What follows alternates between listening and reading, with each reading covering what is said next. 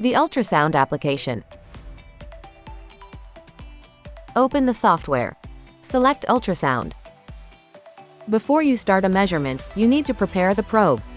To do this, you need demineralized water, a syringe, and a tip for easy filling of the chamber.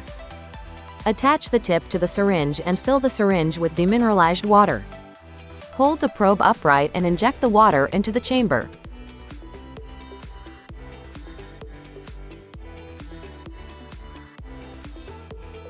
Check for air bubbles.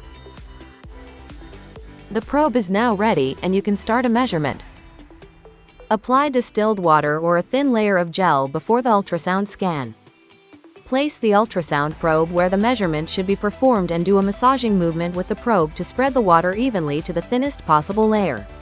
To make a measurement, keep the probe steady and press the probe button. The probe will perform and present one scan on the screen. In the ultrasound image, colors represent the reflection strengths of the ultrasound signal. Dark color represent low-level reflection, and lighter colors represent stronger reflection. The white colors of the epidermis indicate strong reflection, whereas the mix of many colors in the dermis visualizes varied tissue composition. The subcutaneous fat will return a low-level reflection to a max depth of 3.4 millimeters. Similarly, a second image may be recorded or retrieved from memory to be displayed in the other window position. The two images now displayed represent the forearm skin of an older and younger person respectively. The DermaLab features both automatic and manual measurements.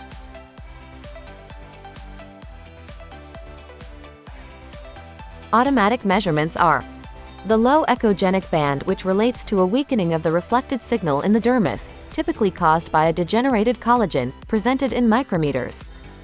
Skin thickness presented in micrometers. Average reflection strength of the dermis presented as intensity score. The automatic measurements are derived from the average A scan, which may be visualized by pressing graph. The black area originates from the water in the chamber.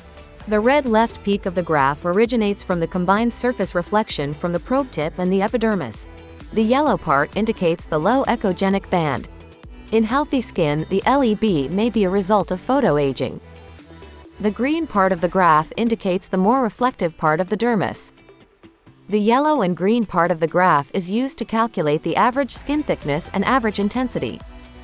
This red part of the graph indicates the intensity of the ultrasound passing through the subcutaneous layers.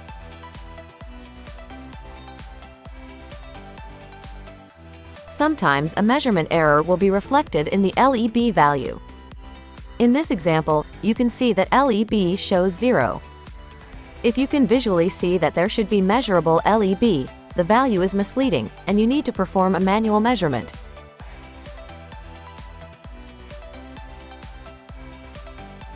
In case you need to quality test the automatic measurements, you can use the graph. Press Show Graph to display the graph.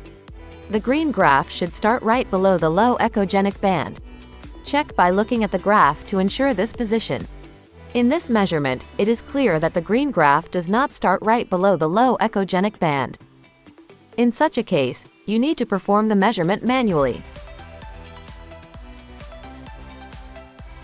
Manual measurements are distance and intensity within a confined area.